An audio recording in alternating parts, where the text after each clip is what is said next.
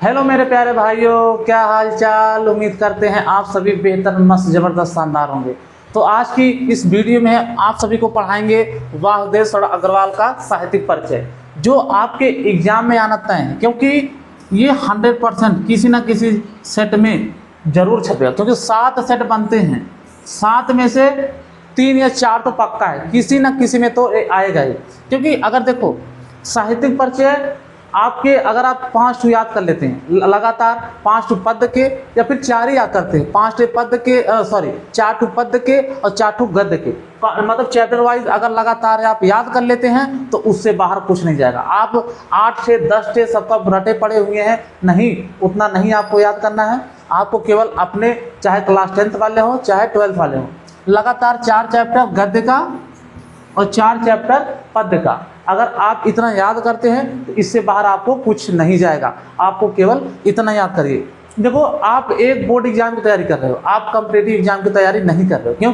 ये देखो, इसलिए क्योंकि इसमें लिमिटेड चीज़ें होती हैं जो आपसे पूछी जाती हैं। क्योंकि जो यूपी बोर्ड है ये आपके क्वेश्चन को बार बार रिपीट करता है, 80% 85% तक के क्वेश्चन को रिपीट करता है, ठीक है। और वो हमको अगर वही चीज़ें बैलेंस बना के चले, जो चीज़ रिपीट करता है बस उसको आप उतना तैयार करिए और आपको 90% लाने से कोई नहीं रोक सकता।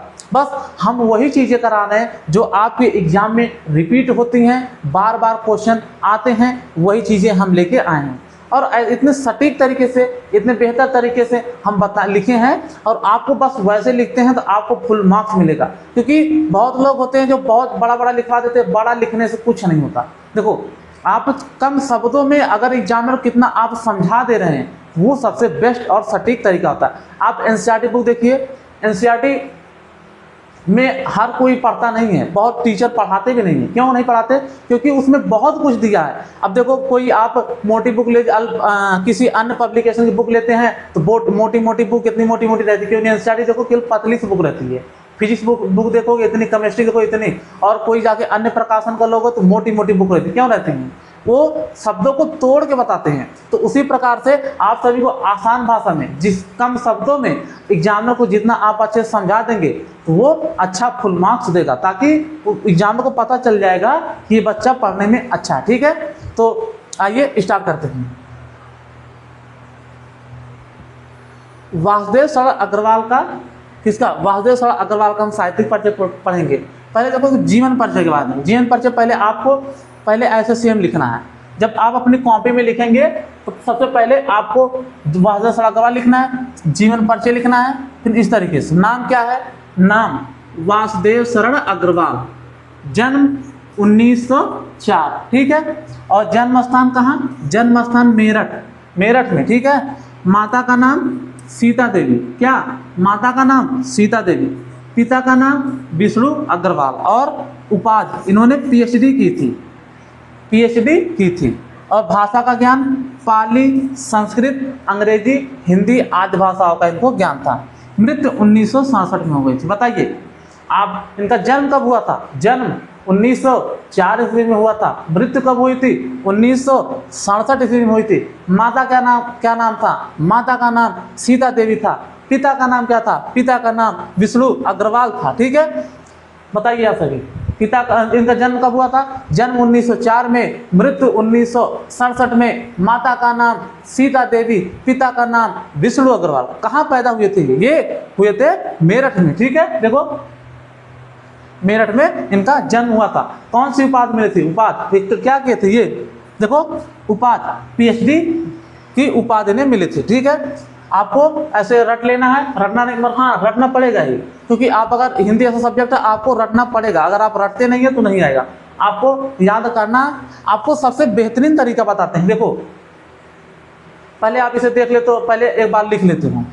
लिखने के बाद आप अपने मन में इमेजिन करो हम क्या क्या लिखे थे। पहले देखो, उनका नाम क्या है? वासुदेव सर अग्रवाल। जन्म कब हुआ था? 1904 में। मृत्यु कब हुई थी? 1967 में। तो आप पहले एक बार याद लिखो, फिर उसके बाद आंख बंद करो। आंख बंद करने के बाद अपने मन में सोचो, या तो बोल के।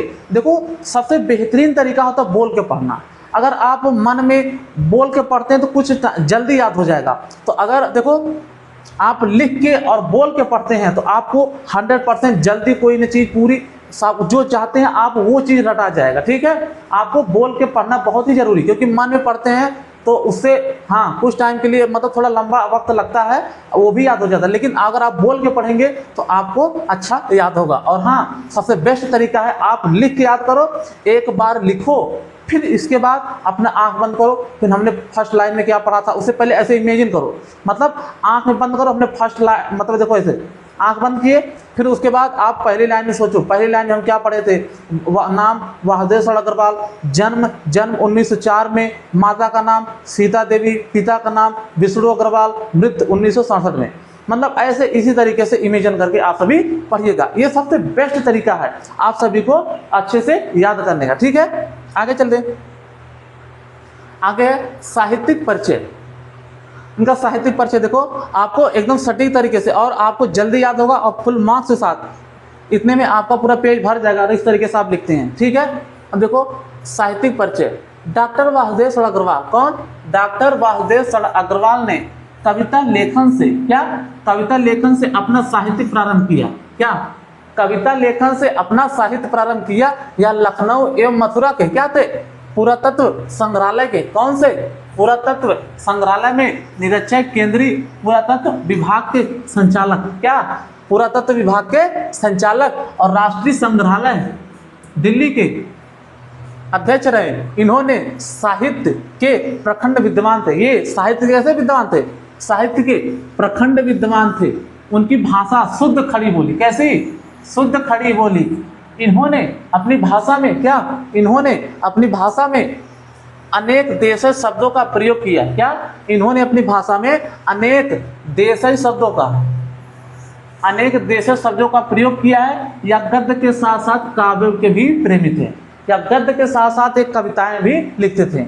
अब देखो इन्होंने उनकी महत्वपूर्ण कृतियां, इन्होंने निबंध, ये चीज लिखना पूरा जिस तरीके से बताया है उसी तरीके से आप सभी को लिखना है। देखो इन्होंने निबंध संग्रह, शोध तथा संपादन के क्षेत्र में महत्वपूर्ण कार्य किया है। इनकी रचनाएं निम्नलिखित है। देखो कौन से?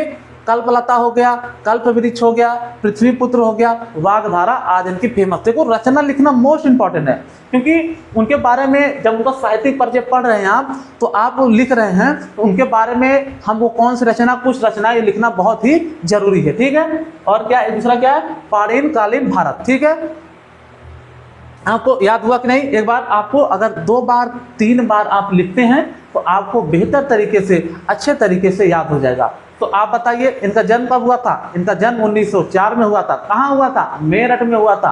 इनकी माता का नाम क्या था? सीता, और पिता का नाम विष्णु अग्रवाल। और इनकी मृत्यु कब हुई थी? 1967 में। तो कहाँ? देखो फिर से यहाँ तक देखते हैं। डॉक्टर वासुदेव अग्रवाल ने कविता लेखन से अपना साहित्य प्रारंभ किया। या लखनऊ एवं मथुरा के पुरातत्व संग्रहालय में निरीक्षक, केंद्रीय पुरातत्व विभाग के संचालक और राष्ट्रीय संग्रहालय के दिल्ली के अध्यक्ष रहे हैं। इन्होंने साहित्य के प्रखंड विद्वान थे। इनकी भाषा शुद्ध खड़ी बोली और इन्होंने अपने भाषा में अनेक देशीय शब्दों का प्रयोग किया। या गद्य के साथ साथ काव्य के भी प्रेमी थे। ठीक है, और आपको इस तरीके से लिखते हैं आप, ये लिखने का बेस्ट तरीका, क्योंकि हम वही चीज़ें, हम देखो कॉपी देखते हैं, हम हमारे पास कई लड़के हैं जो मतलब वो अच्छे हैं पढ़ने में, और वो मतलब 10th वाले थे, वो 12th में भी आ गए हैं। तो उन सबको हम बताते हैं इस तरीके से आप लिखिए, और वो सब भी अच्छा रिजल्ट लेके आए हैं। किसी का 85%, 88%, 90%। हम कई ऐसे बच्चे भी ऑफलाइन में हैं, उन्हें हम आप सभी को दिखा सकते हैं। ठीक है, तो मिलते हैं नेक्स्ट वीडियो में, तब तक के लिए धन्यवाद। और हाँ, चैनल को सब्सक्राइब करना जरूर ना भूलें। और आप सभी हमारे चैनल से जुड़कर अपने बोर्ड एग्जाम की तैयारी अच्छे से कर सकते हैं, क्योंकि आपको ओरिएंटेड चीज़ें पढ़ाई जाती हैं जो आपके एग्जाम में आती हैं। देखो हम उतने नोट्स बनवाते हैं जितना जरूरी हो। अगर आपको बहुत ज़्यादा पढ़ना तो आप बुक पढ़ लीजिए। अगर बुक पढ़ लेते हैं तो आपको पूरा नॉलेज हो जाएगा, लेकिन तो आपको लिमिटेड टाइम के लिए रहेगा। ठीक है, तो हम आज की क्लास में इतना ही, बाकी मिलते हैं नेक्स्ट वीडियो में।